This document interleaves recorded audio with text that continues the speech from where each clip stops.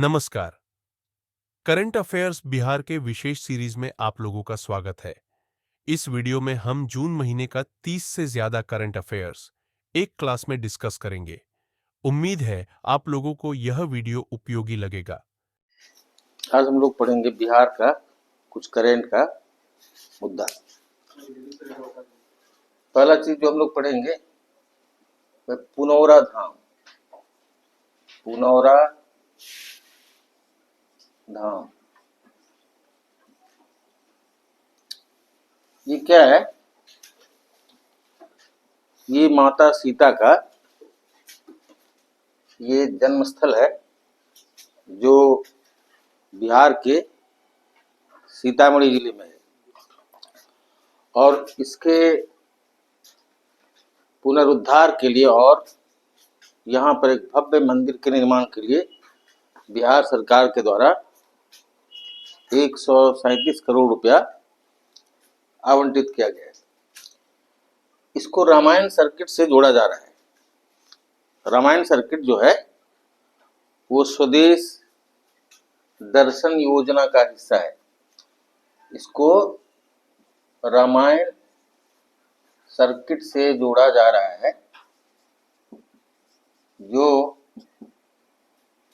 स्वदेश दर्शन योजना का हिस्सा है। स्वदेश दर्शन स्कीम का हिस्सा है। और ये प्रसाद योजना का भी हिस्सा है। प्रसाद योजना क्या है? National mission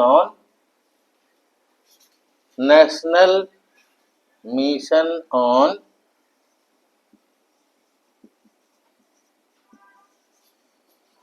pilgrimage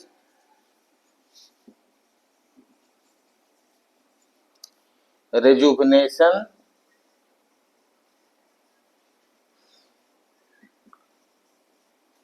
and spiritual heritage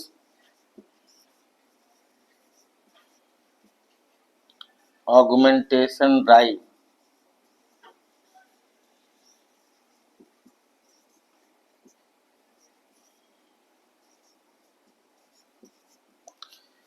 आपको बताया गया कि पुनौरा धाम जो है ये मां सीता का यहाँ जन्म स्थल है और यह रामायण सर्किट का हिस्सा है। रामायण सर्किट जो है वो स्वदेश दर्शन योजना और प्रसाद योजना का हिस्सा है। अब प्रसाद योजना क्या है? तो ये national mission on pilgrimage rejuvenation and spiritual heritage augmentation drive का भी हिस्सा है। यहाँ पर एक जानकी मंदिर है। जानकी मंदिर यहाँ पर है। जानकी मंदिर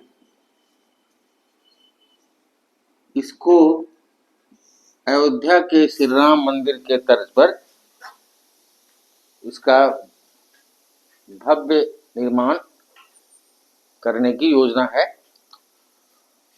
और भविष्य में जानकी मंदिर को डायरेक्ट अयोध्या मंदिर से जोड़ने के लिए 240 किलोमीटर सड़क निर्माण की भी योजना है। यहाँ पर जानकी मंदिर के अतिरिक्त एक जानकी कुंड है।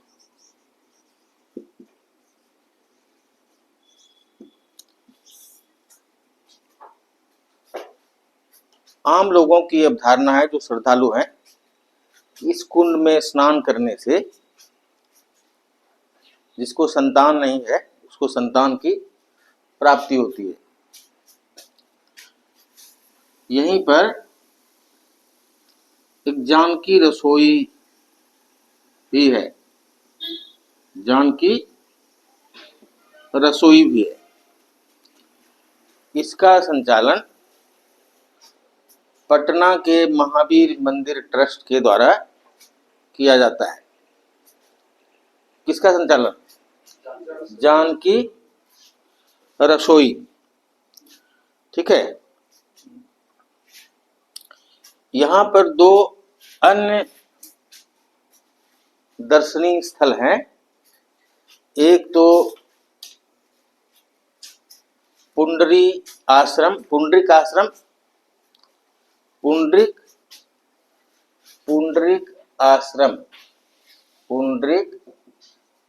आश्रम। दूसरा पंथ पाकड़।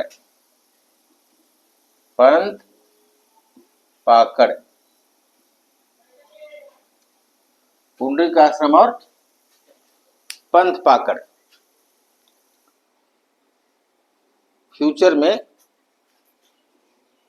इस मंदिर को अयोध्या मंदिर के तरह भव्य बनाने की योजना है। इसके लिए नोएडा के उसी कंपनी को डिजाइन तैयार करने के लिए दिया गया है जिसके द्वारा अयोध्या मंदिर का डिजाइन तैयार किया गया है। ठीक है। इसके अतिरिक्त दूसरा चीज जो हम लोग अभी पढ़ेंगे वो ये पढ़ेंगे कि 2025 के यूनियन बजट में 2025 के केंद्रीय बजट में बिहार के लिए कुछ विशेष योजनाओं को सहमति दी गई है। वो कौन कौन सी चीजें हैं वो आपको भी बताएंगे। पहली चीज तो ये है कि मखाना बोर्ड का गठन। ठीक है। मखाना बोर्ड का गठन।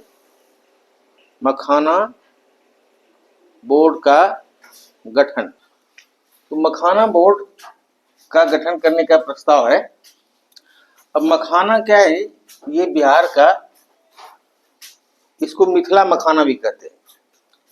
इसका बॉटेनिकल नेम है यूरियल फेरॉक्स।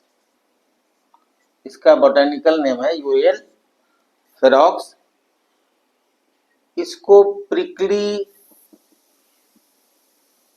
वाटर लिली भी कहते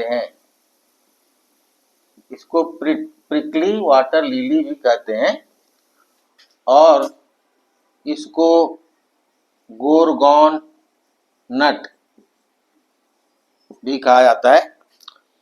अंग्रेजी में इसको कहते हैं फॉक्स नट। ठीक है। ये एक प्रकार से मिथिला का केवल कृषि उत्पाद नहीं है बल्कि मिथिला की सांस्कृतिक विरासत का भी हिस्सा है। मिथिला में माछ, मखान और पान ये मिथिला की संस्कृति का एक हिस्सा है। तो इसका तेजी से उत्पादन बढ़ाने के लिए सरकार के द्वारा कई कदम उठाए जा रहे हैं। उसके ही अंतर्गत केंद्र सरकार के द्वारा मखाना बोर्ड बनाने का प्रस्ताव है। दूसरा जो इस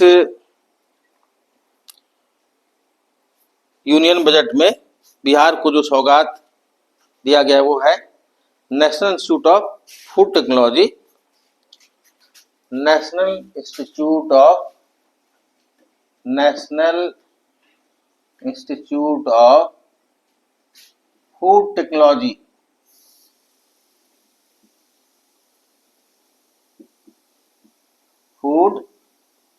टेक्नोलॉजी और ग्रीनफील्ड एयरपोर्ट बनाने का प्रस्ताव। ग्रीनफील्ड एयरपोर्ट और उसके अतिरिक्त वेस्टर्न कोसी कैनाल प्रोजेक्ट को भी मंजूरी दी गई है। वेस्टर्न कोसी कैनाल को भी, पश्चिमी कोसी नहर परियोजना को भी मंजूरी 2025 के यूनियन बजट में, केंद्रीय बजट में दी गई है। ठीक है।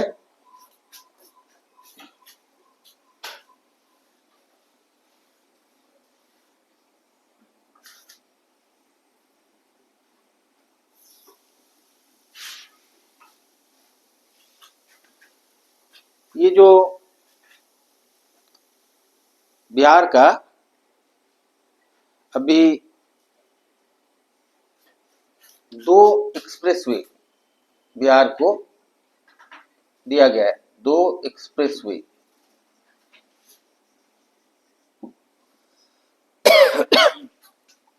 पहला एक्सप्रेसवे जो बिहार का होगा वो होगा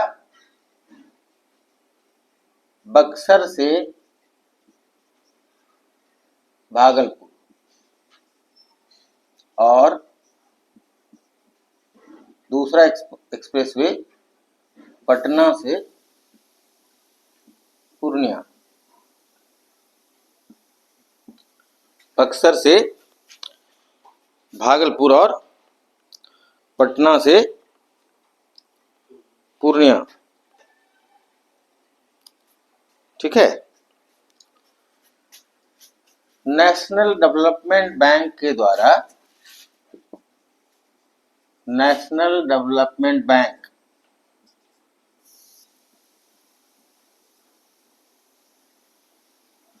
के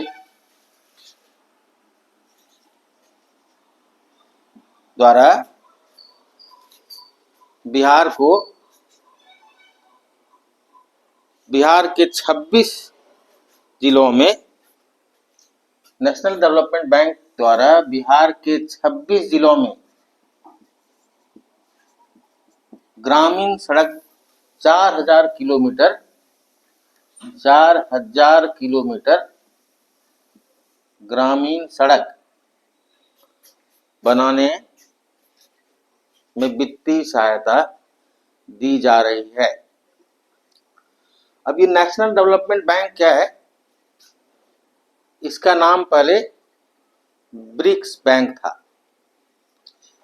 अभी इसका नाम बदल के हो गया है नेशनल डेवलपमेंट बैंक। ठीक है।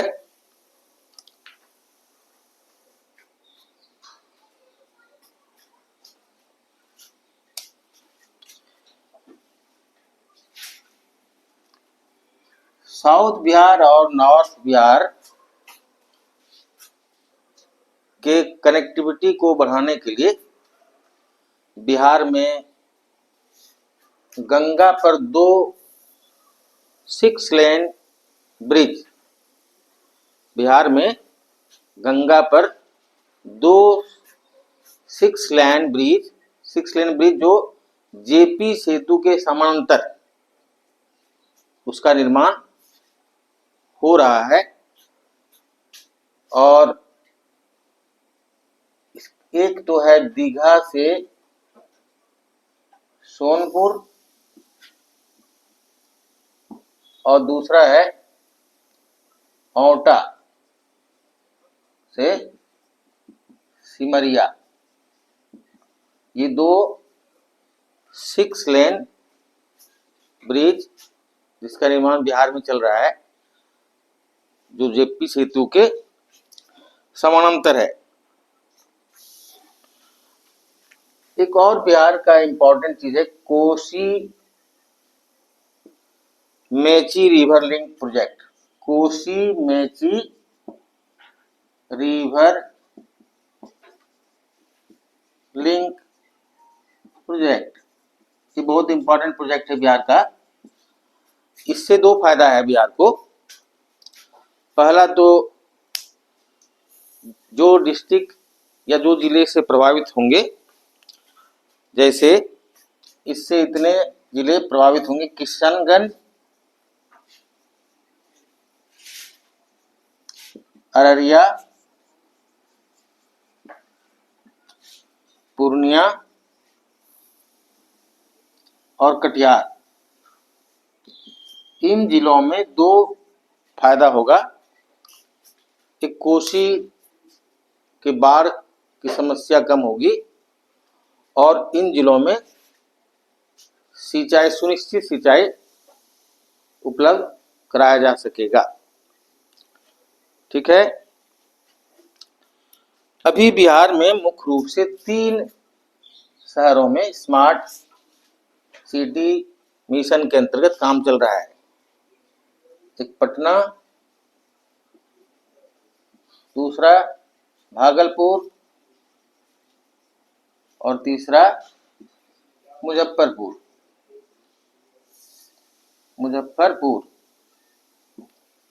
अब स्मार्ट मिशन से मतलब है कि यहाँ पर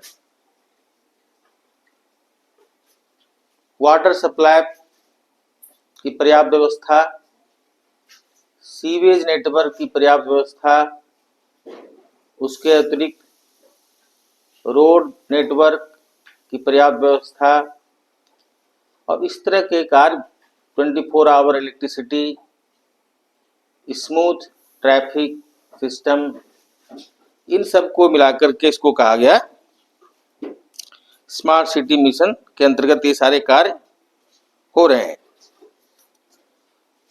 अब पटना मेट्रो जो है ये 5 चरण में पूरा करने की योजना है। पहला चरण संभवतः इसी वर्ष के अंत तक चालू हो जाएगा।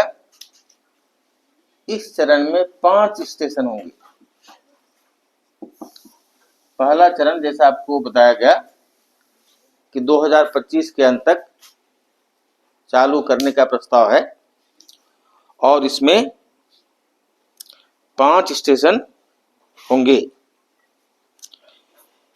पटना के लिए एक और अच्छी बात है कि पटना में बिहार का पहला डबल डेकर फ्लाईओवर का निर्माण किया गया है। इसका मुख्य उद्देश्य जो पटना का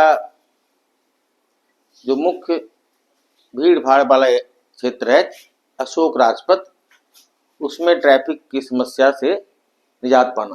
तो ये डबल डेकर फ्लाईओवर है, मतलब ऊपर और नीचे दो, एक ही फ्लाईओवर में 2 तरह का सिस्टम है। अब आपको कुछ बता दें, 6 एयरपोर्ट बिहार में बनने वाला है। जो केंद्र सरकार की नीति है उड़ान योजना, उसके अंतर्गत बिहार के इन जगहों में 6 एयरपोर्ट बनने की योजना है। ये यहाँ से केवल छोटे एयरक्राफ्ट उड़ेंगे। वो कौन कौन सा जगह है? मधुबनी, सहरसा, वाल्मीकि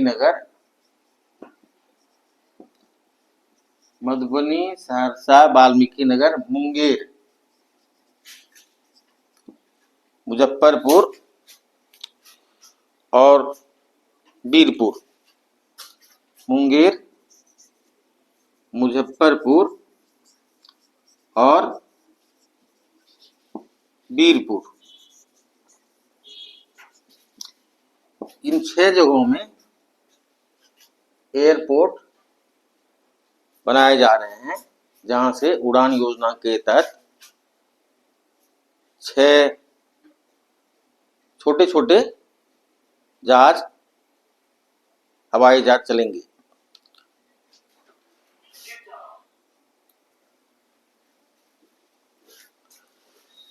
बिहार में इस वर्ष बिहार के 2 व्यक्ति को पद्म भूषण दिया गया है। उसमें एक है स्वर्गीय सुशील मोदी जो पद्म विभूषण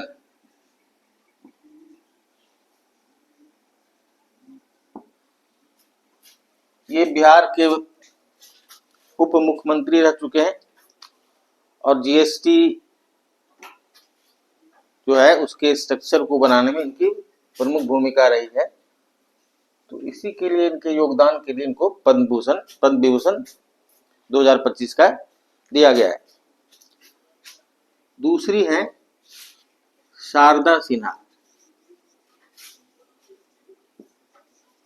हाल फिलहाल में इनका निधन हो गया है। इनको भी 2025 का पद्म विभूषण दिया गया है। शारदा सिन्हा के बारे में और कुछ बातें आपको बता दें कि इन्हें बिहार कोकिला के नाम से भी जाना जाता है। बिहार कोकिला।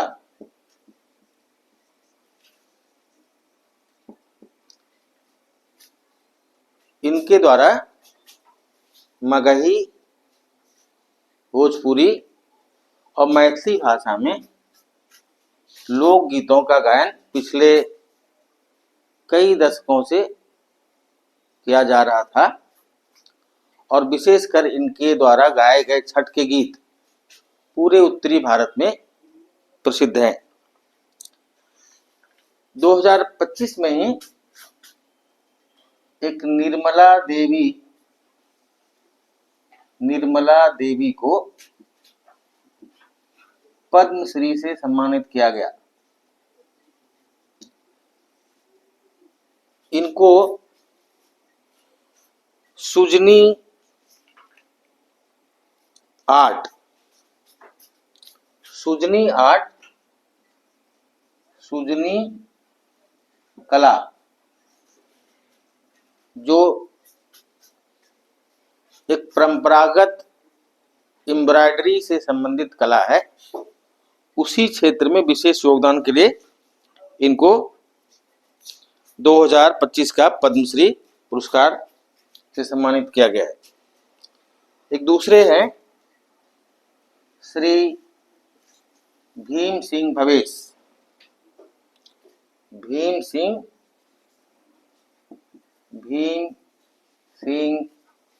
भवेश। इनको भी 2025 के लिए पद्मश्री पुरस्कार से सम्मानित किया गया है। ये सोशल एक्टिविस्ट और जर्नलिस्ट रह चुके हैं। एक बात आपको बताना भूल गए कि शारदा सिन्हा को सभी पद्म अवार्ड से सम्मानित किया जा चुका है, जैसे पद्म श्री, पद्म भूषण और ये 2025 में पद्म विभूषण। ठीक है, तो अगले क्लास में हम लोग आगे और करंट से रिलेटेड आपके लिए, आपके फायदे के लिए, आपके लाभ के लिए लाते रहेंगे। आप हमारे साथ सहयोग करें। धन्यवाद।